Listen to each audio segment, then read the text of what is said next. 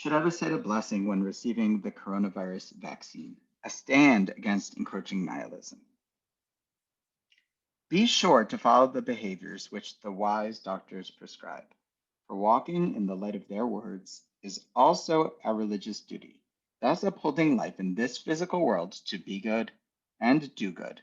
The Tov Ulamitiv. Of Yisrael Salanter or Yisrael, letter 22. Rabbi Yisrael Salanter, innovator of a movement to emphasize the ethical and behavioral dimensions of Judaism, known as the Musar movement, wrote these words in a letter as a direct response to the cholera epidemic of 1848. While the notion that good medical advice is also good religious advice may sound innovative, his words should be seen as a classic rabbinic commentary in the context of the commandment to guard our lives very carefully. Nishmartem me'od lenafshosechem. What emerges from this worldview is the beginning of a spiritual approach that puts up a fight against the numbness and nihilism of our present moment. First, a word on one shared human problem for this moment. While the pandemic has been accompanied by acute problems, death and illness, financial turmoil, the racial and socioeconomic disparity of its effect, and all the rest, you didn't need me to remind you. The physical isolation of it all is perhaps the most ubiquitous and distinctly anathema to our human condition.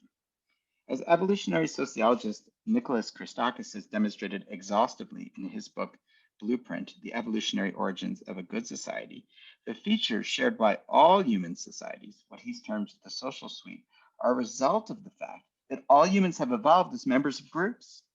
Human beings, even the introverts among us, it turns out, are social creatures down to the very genes. Collectively, our societies are designed to be just that, societies, not mere collections of individuals. In this context, online ordering, faceless interactions, and accentuated trends of a technological society, while convenient, cost-effective, safer, and scalable, are also alienating, maddening, and violent.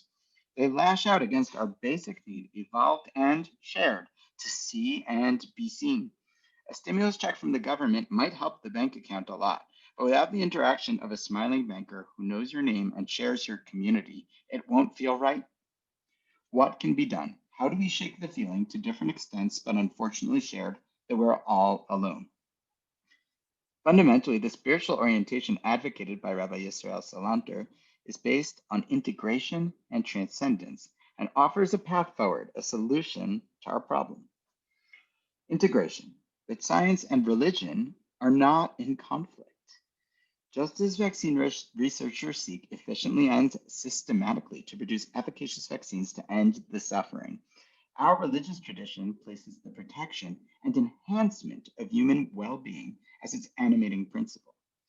This is what it means to be a partner, shutaf, in God's ongoing creation. Transcendence, the tov l'metiv, to do good and be good, as what Yisrael Salanter says. Connection to our community, to our people, and ultimately to God is a core aim, perhaps the core aim of religious practice. In various places throughout the liturgy, God is referred to and defined as Chei Olamim, life giver of the worlds. Relating to God in this way, the animating life force of all that is, relieves stress and dulls pain by diffusing it in a large context. But that's not the main point. Centrally, it provides deep meaning and purpose and resilience that comes from transcending the self. It's not all about us, it's not all about you. Following medical advice, it turns out, is based on a worldview rooted in deep connection and represents a fighting stand against the isolation imposed by COVID. All of it's nice in theory, but a sermon or a letter won't make it felt in your life and won't solve any problems for you. Importantly, at a time when the virus is simply and clearly wearing us down, weakening resolve to act with sufficient caution, how can this sense of deep connection be felt, even inspiring in your actual life? The Talmud, expanding on the Mishnah, rules that one should recite a blessing on occurrences that are exceedingly bad and exceedingly good. Let's focus on the good. For things that are good for a particular individual, Shachianu, gratitude and praise for making it to this time in life, is the name of the game. But for things that are good both for oneself, for you and others, the Talmud mandates the blessing, Hatova Metiv, who is good and does good. Good, Tov for oneself, does good, Metiv, Lachrini, for others, Gemara in Brachos, 59b. Jewish liturgy has never been accused of brevity. The good news is that there's a preordained bracha for just this occasion. We can bring some of Rabbi Salanter's sensibility of integration into our lives by making a blessing upon receiving the vaccine. In keeping with our tradition, the palpable relief and emotional release can help us express and even find catharsis in a bracha of praise before the creator of the world, the Ribono Shel Olam. Deeper still, though, the very notion of a bracha may be rooted in the idea of bringing blessing down on high and manifesting it physically in the world. That could be what Baruch means. It's for this reason, then, that there's a requirement to leave the remaining bread on the table when reciting Birkat Hamazon, the grace after meals, so that the blessing has something tangible to adhere to. To many poskim, and I fully agree, it seems clear the blessing of Hatov HaMeitiv fits this bill, the current moment, quite well. A vaccine is good for the recipient, providing them needed immunity, while it is the very definition of good for others. Herd immunity, collective action, and eradication for all who dwell on earth is the principal benefit. Crucially, these words, who is good and does good, are the very same words used by Rabbi Salanter in his letter. Final note.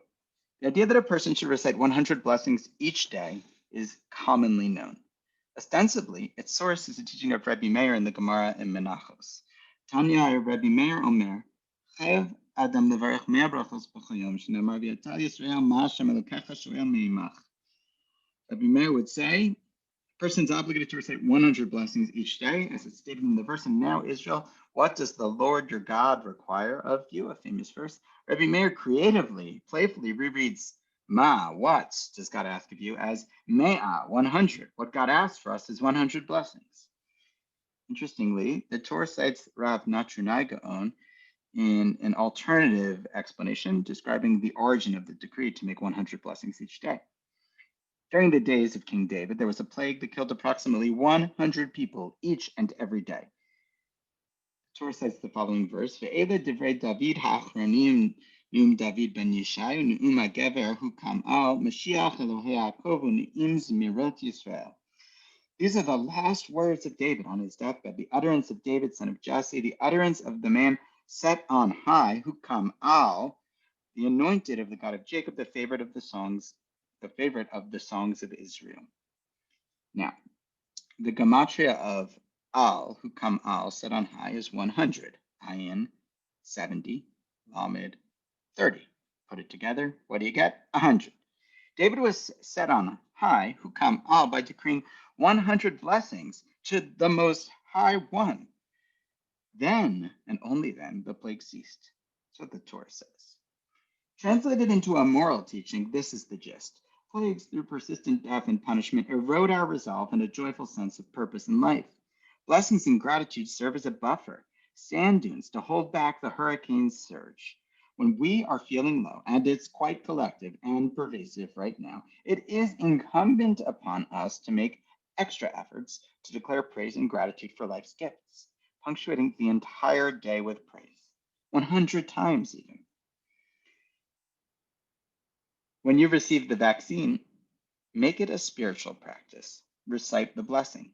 Baruch atah Hashem, Elokeinu melech haolam, hatov v'ameitiv. Blessed are you, Lord. Blessed are you, Lord our God, King of the universe, who is good and does good.